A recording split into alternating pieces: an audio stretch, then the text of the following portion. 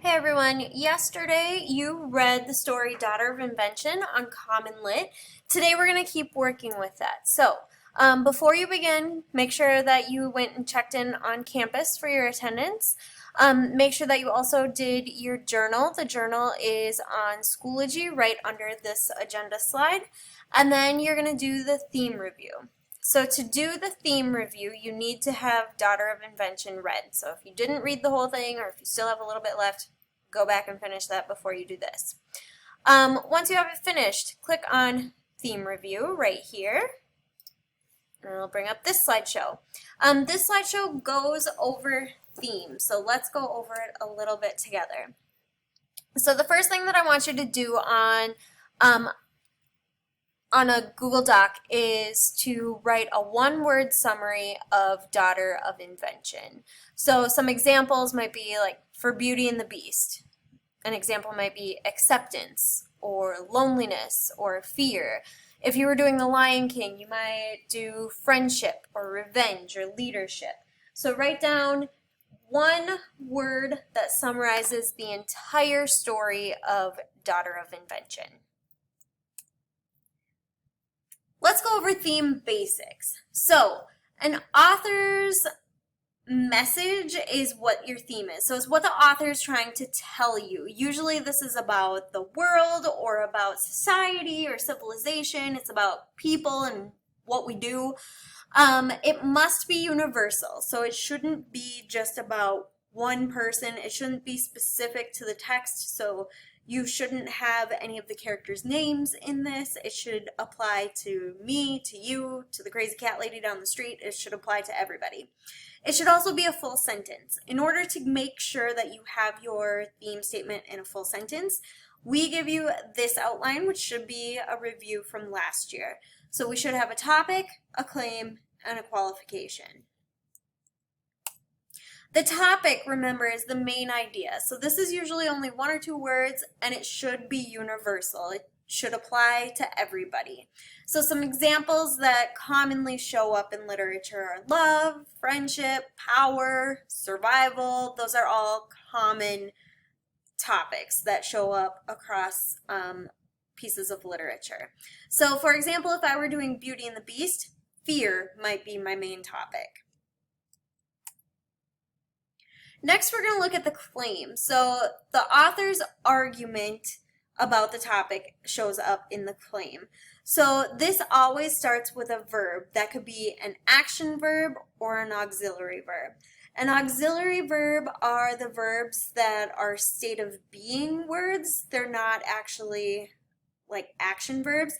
Action verbs are things that you can do like run, jump, skip, sing, beat. Those are all action verbs.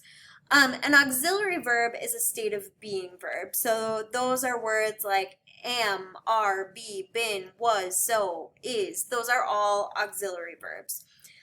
When you do the claim, it still has to be universal. So you shouldn't refer to the characters' names. You shouldn't refer to the specific setting that was in the story. We need to keep it universal so that it applies to everybody. So again, if I were doing Beauty and the Beast, I could say fear leads to violence. So fear is my topic, leads to violence is my claim.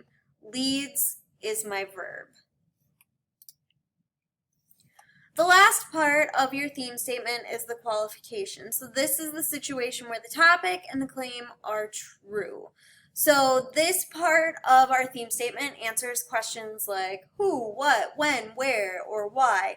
And it starts with words like when, if, even, though, or because. So if we're looking at our Beauty and the Beast example, we have fear, topic, leads to violence, claim, and our qualification is when people are unwilling to consider other perspectives. Because fear doesn't always lead to violence, but it leads to violence when people are unwilling to consider other perspectives. So that's our qualification. It tells us when fear leads to violence, when that is true.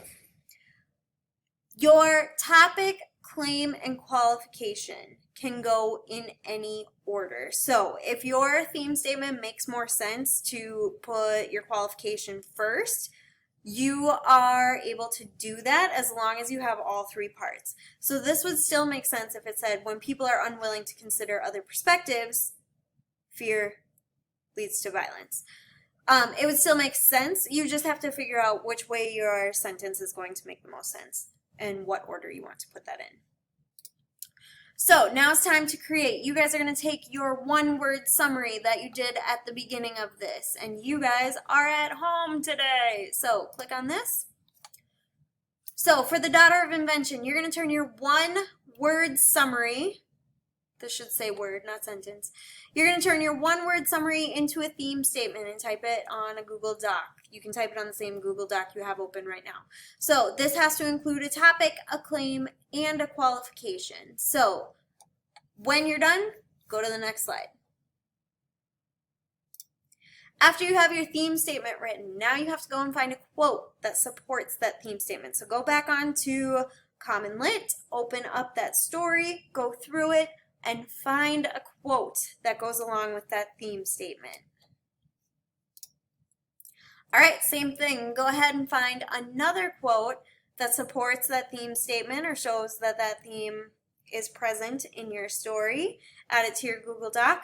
When you're finished, you can submit it on Schoology, and then you are finished for the day. Let me know if you have questions. Have a great day, guys.